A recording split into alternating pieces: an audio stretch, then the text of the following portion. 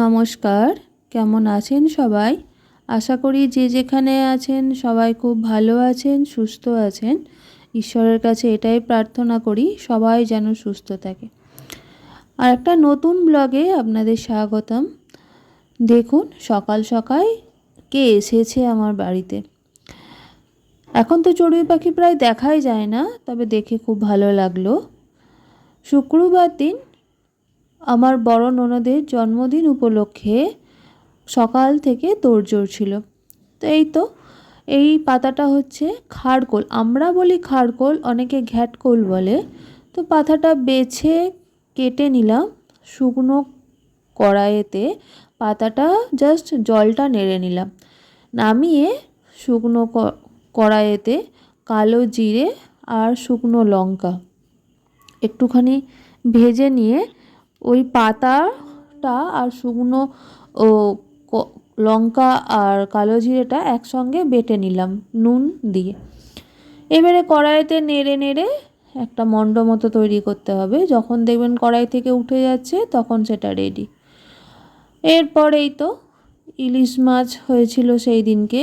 আমার শ্বশুরবাড়িতে প্রায় সবাই ইলিশ মাছ খেতে খুব পছন্দ করে।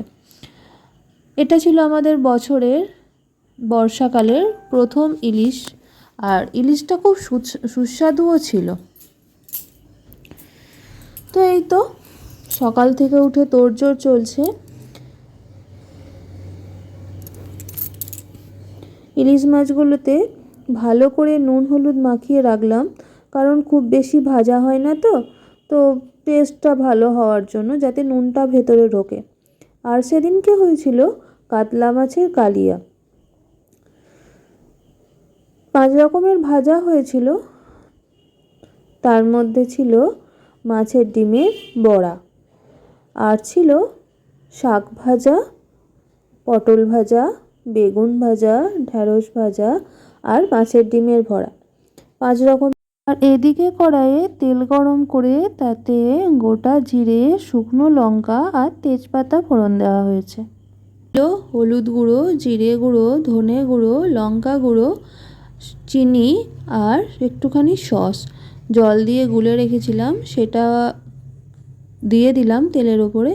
এবারে নাড়তে নাড়তে যখন তেলটা ভেসে উঠবে, মানে মশলাটা যখন কষা হয়ে যাবে, তখন আমি আলু আর ডুমুরগুলো ছাড়িয়ে সেদ্ধ করে রেখেছিলাম সেটা ওর মধ্যে দিয়ে দেবো। ভালো করে কষতে হবে বেশ ভালো করে। সেটা কষার পর জল দিয়ে দেবো ভালো একটুখানি সেদ্ধ হওয়ার জন্য, মানে অর্ধেক সেদ্ধ তো হয়েই গেছিলো, আর বাকিটা সেদ্ধ হওয়ার জন্য একটু জল দিয়ে দেবো। আর এটা লাস্টে আন্দাজ অনুযায়ী নুন দিয়ে দিলাম। জল দিয়ে একটু ঢাকা দিয়ে রেখে দেবো।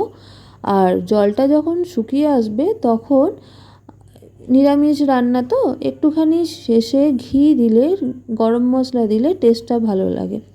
তো আমি প্রথমে গরম মশলা ফোড়নে দিই না, আমার ভালো লাগে না। দেখুন তরকারিটা মাঝখানে ফাঁকা করে ঘি, তার মধ্যে এলাচ, দারচিনি, লবঙ্গ প্রয়োজন মতো দিয়ে এটা করে দেবো।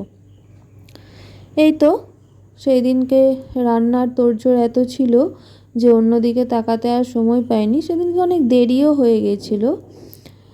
তার মাঝেও ছিল আরও অনেক কাজ। তো সেই কাজ করতে করতে আর একটা কাজ এসেছিল, যে এসিটাকে সার্ভিসিং করতে আরবান ক্লাব থেকে। তো আরবান ক্লাব থেকে এলে সুবিধা কি, ওদের দিকে আর কিছু দেখতে হয় না, ওরা নিজেরাই সমস্ত কিছু করে নেয়।